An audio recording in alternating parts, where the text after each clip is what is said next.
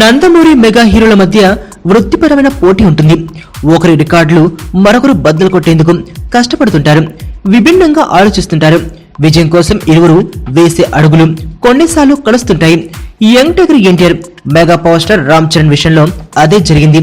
చర్య తీసుకున్న నిర్ణయాన్ని గమనిస్తే తారక్ ని ఫాలో అవుతున్నట్లు అనిపిస్తుంది. అదేంటంటే ఎన్టీఆర్ వరుస ఫ్లాప్ల తర్వాత టెంపర్ తో హిట్ కొట్టగా క్రియేటివ్ డైరెక్టర్ సుకుమార్ ని ఎంచుకున్నారు.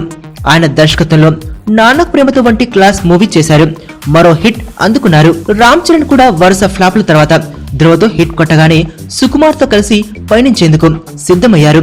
మరో ఆసక్తికర విషయం ఏమిటంటే ఇది క్లాస్ ఆడియన్స్ ని ఆకట్టుకునే కథ అని తెలిసింది. ఇలా కెరీర్ లో తన తర్వాత కథ డైరెక్టర్ విషయంలో ఎన్టీఆర్ ని చెర్రీ అనుసరిస్తున్నట్లు అర్థమవుతుంది. అంతేకాదు టెంపర్ లో యంగ్ టైగర్ 6 ప్యాక్స్ తో కనిపిస్తే ధ్రువలో అదే లుక్ తో చరణ్ ఆకట్టుకున్నాడు. ఇప్పుడు హీరోయిన్ విషయంలోనూ ఎన్టీఆర్ బాట్లోనే వెళ్తున్నారు.